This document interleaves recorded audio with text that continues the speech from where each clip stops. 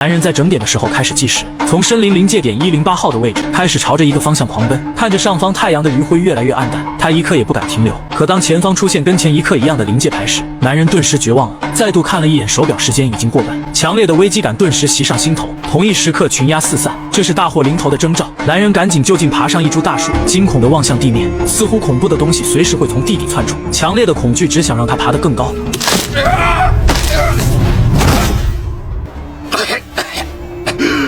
男人并没有被摔死，但半身不遂的感觉让他更加绝望。Не может быть.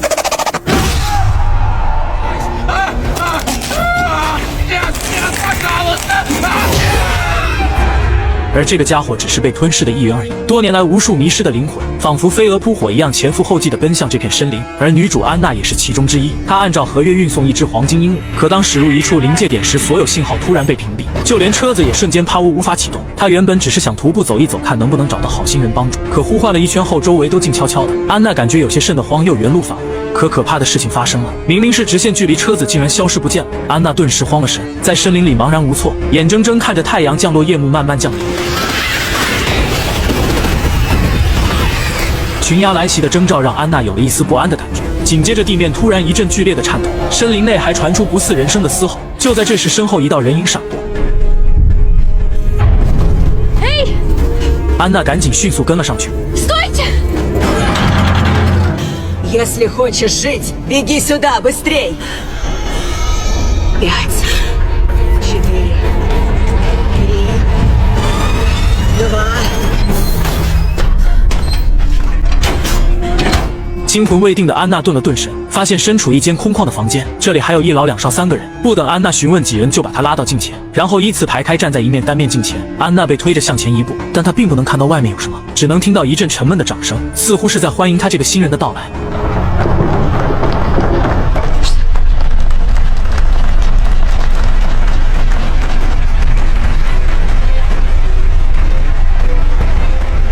当第二天清晨来临，安娜立刻走出这个被称作基隆的房子，朝着一个方向直奔森林而去。可每跑一步，她的恐惧就多一分。直到拨开厚厚的丛林，入目所及皆是一片原始森林或是悬崖断壁，刚刚燃起的一丝希望顿时破灭了。安娜一屁股蹲坐在地上。Многие до тебя пытались выбраться, и мы тоже не вышло, как мы ни старались. Идем со мной. 安娜再度回到这处基隆，接受着所谓窥视者明目张胆的审核。奇怪的是，这里明明在森林深处，却有着电量供应，甚至还有唱片机和电视机可供娱乐。每当清晨来临，所有人都外出行动。男孩丹尼负责打猎一些小型动物，女孩艾米则去采集一些药草和可使用的野草。而年长的海伦的任务最特殊，他每天都会从基隆的不同方向出发，在到达临界点地标的时候再返回。而这些城镇原形式被安放在距离基隆半天时间的地标，也被称作生死线。它的出现标示着你还可以在日落前有回头路，一旦越线而无法及时回归，就会被可怕的怪物拖走，也就是那些在镜子后面的窥视者。他们的巢穴地洞遍布整片森林，不过迄今为止，艾米和丹尼已经来了好几个月了，却并没有见过窥视者的真容。这些也都只是在年长的海伦那里听到的。安娜知晓后，顿时感觉一切都是海伦在故弄玄虚，于是立马就要深入窥视者地洞，亲自戳穿这个谎言。可随着越发的深入，安娜坚定的信念就越发动摇。这个地洞仿佛深不见底，周围除了黑暗就是植物的根茎。终于许久后，安娜成功触底。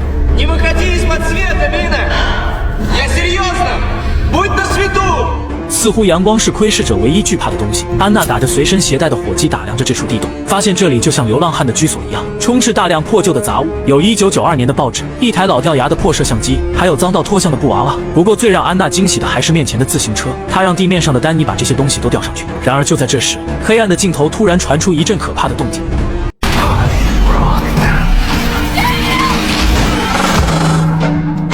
在怪物的地洞里，安娜搜罗出一些可用的工具，尤其是这个自行车，将可以带领他们突破生死线，寻得生机。不过今天天色已晚，所以他准备先过了今天再说。随后他们把摄像机连接到电视上，做成一个监控，这样就可以看看所谓窥视者的真面目。然而直到夜幕降临，外面依然反常的死一般的寂静。就在几人神情紧绷时，监控上突然出现一双玉腿，不过他们可不敢轻举妄动，直到男人出声。Это Джон, он вернулся.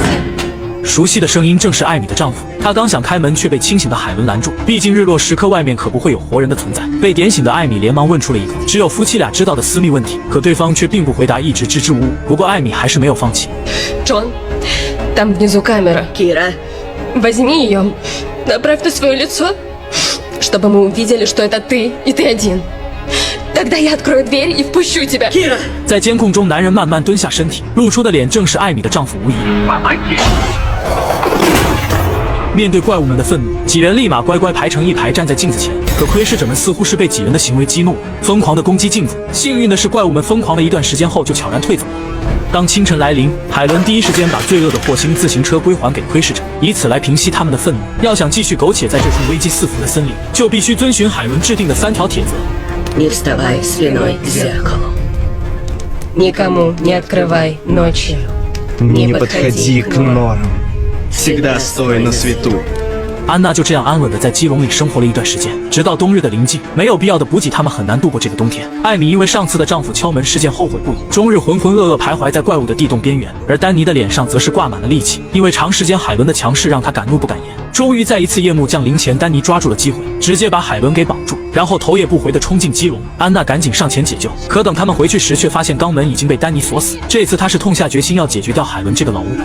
此时留给2人的时间已经不多，没办法，海伦只能带着安娜躲进一处枯树堆里面，希望可以借助腐烂的气味掩盖他们身上的气息。可该来的终究还是如约而至。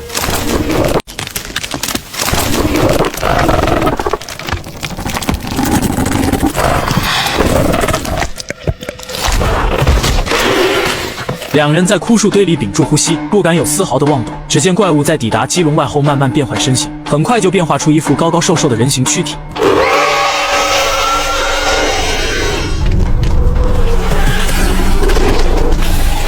在怪物的嘶吼声中，成群的野兽纷至沓来，看起来压迫感十足。他们像往常一样观察基隆内的人类。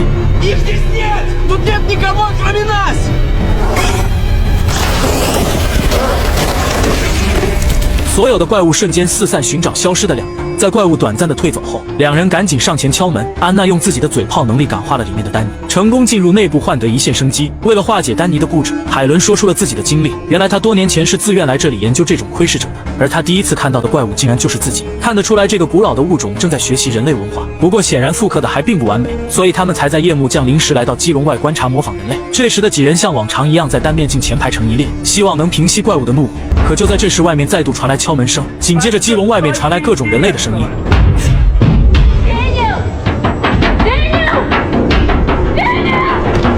几人不敢怠慢，迅速用餐桌堵住肛门，但显然这样可撑不了多久。就在这时，他们突然发现隐藏在地毯下的地窖，没有多余的选择，几人使出吃奶的力气掀开钢板，露出深邃的地道。而在几人陆续深入的同时，整个基隆也被攻陷。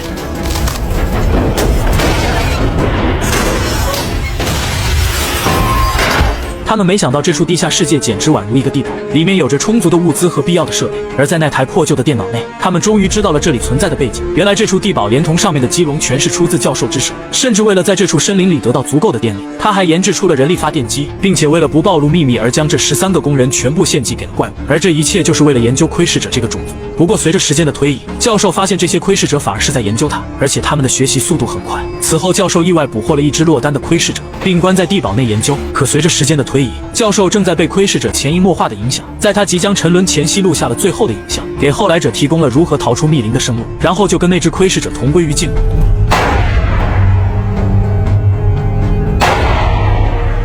有了生还的希望后，众人的心情顿时轻松了许多。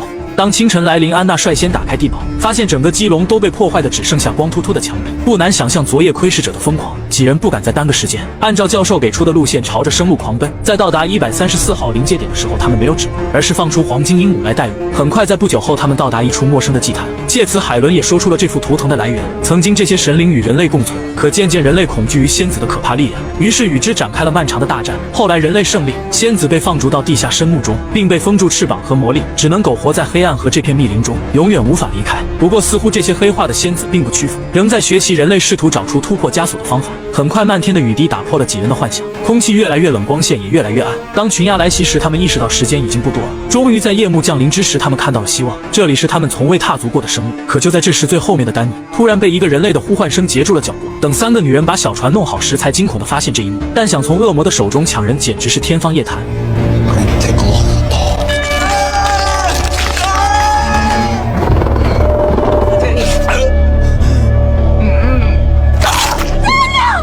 怪物幻化人身的能力已经达到了炉火纯青的地步，但万幸的是，他们还是不能离开这片森林范围，这才让3人成功逃离。当几人再度醒来之时，却是已经出现在了现实世界。虽然眼前的一幕是如此熟悉，但却有一种恍如隔世的感觉。或许这也算是一种另类的重生吧。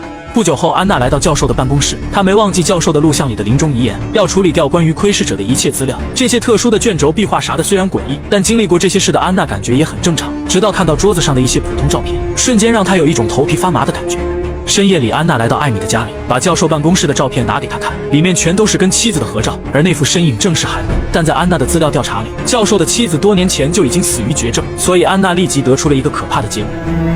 Маделин, смотрите. 安娜矗立在镜子前，思考该如何把这个祸患再送回森林时，突然发现浴盆里出现许多的蟑螂，紧接着小院里开进来一辆小车，而下车的人赫然正是艾米本人。安娜立马意识到了不对劲。Но я научусь. Ты хочешь убить нас? Я хочу стать тобой. Беги, Кира!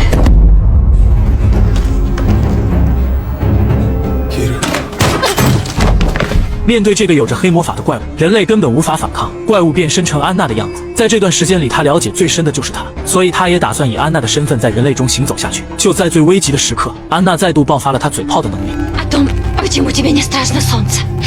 Почему ты смогла покинуть лес, в отличие от других? О чем ты говоришь? 原来在教授的资料里有提到过，人类和仙子曾经和平共处一段时间，他们彼此甚至恋爱生子，而这些孩子被称作半身人，既拥有仙子的力量，也含有人类的血统。海伦之所以能独具一格逃出森林枷锁，足以证明他其实就是一个半身人。海伦似乎被点醒了魔力，瞬间完成了究极进化。Надеюсь, ты права, Амина. 眼前的劫难暂时被化解，但隐藏在人类中的窥视者却没有就此停歇持续学习的脚步。